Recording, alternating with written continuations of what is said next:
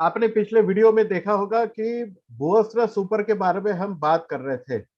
भूअस्त्र super जो चौथा class आप लोगों ने देखा था, जो जमीन से आने वाले कीड़ों के लिए होता है। जो किसान किसानी करता है, खेती करता है, वो समझना बहुत जरूरी होगा कि जब भी जमीन तैयार करता है, जोताई करता है, रोपाई करता है, उस समय इंच इंच भर जमीन में उसे पहले जमीन से आने वाले कीड़ों के लिए, क्योंकि जो बीज वो बोने वाला है या फिर जो रोपाई वो करने वाला है, क्योंकि अभी धान की खेती, मिर्ची की खेती, सब्जियों की खेती जिसमें रोपाई की जाती है, चावल की खेती में रोपाई की जाती है, उस समय जब भी खेत किसान भाई जमीन तैयार करता है, उसी समय इसके पहले आप लोगों ने देखा होगा, नाम सुना होगा, फोरेट या थाइमेट डालता था। अब पिछले 4 साल पहले गवर्नमेंट ऑफ इंडिया ने इस प्रकार के जमीन में डालने वाला पॉइजन के ऊपर में बैन कर दिया है।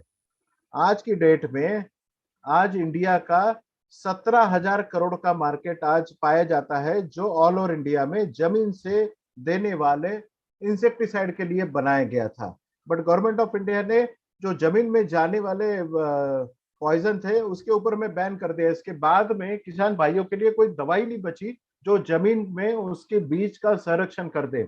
सबसे पहली बार भूअस्त्र सुपर आज मार्केट में आया है, जो आपके जमीन में जो बीज डालते हैं, बोते हैं, या फिर रोपाई जब होती है उस समय जो जड़े हैं आपके निकलने वाला अंकुरण होने के बाद में जड़ों को नुकसान करने वाले जो कीड़े हैं उसको बचाने के लिए, आपके पौधों को बचाने के लिए भूअस्त्र सुपर मदद करता है। भूअस्त्र सुपर किसी भी प्रकार से कोई भी फर्टिलाइजर का, खाद का या उर्वरक का विकल्प नहीं है। मतलब इसको आप कतई फर्टिलाइजर ना समझे। ये ग्रैनुलर फॉर्म में अवेलेबल है।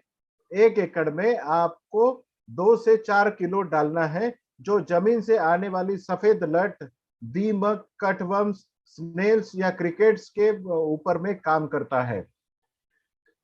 ये जमीन में आने वाले, आपको पाए जाने वाले, जिसे किसान का मित्र बोला जाता है, जिसे हम केचुआ बोलते हैं या फिर मराठी में गांडूळ बोलते हैं या फिर अथवम बोलते हैं, उसको नुकसान नहीं पहुंचाता है।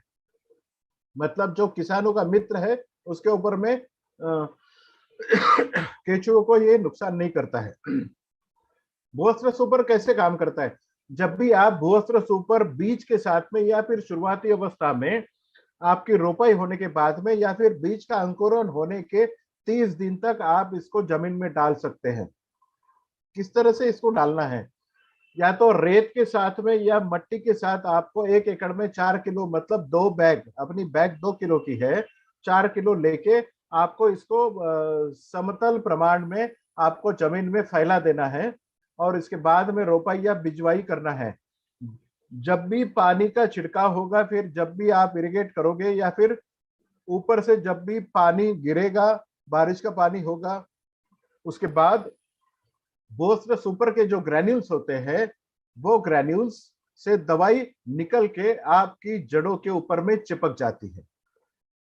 ये दवाई जब भी जड़ों के ऊपर में चिपकेगी, उसके बाद में जब भी जमीन से कोई आने वाला कीड़ा होगा, वो आपकी जड़ों को अगर नुकसान करने की कोशिश करेगा तो इमीडिएटली 4 पॉइंट प्रोग्राम उसके ऊपर में आएगा। क्या होगा?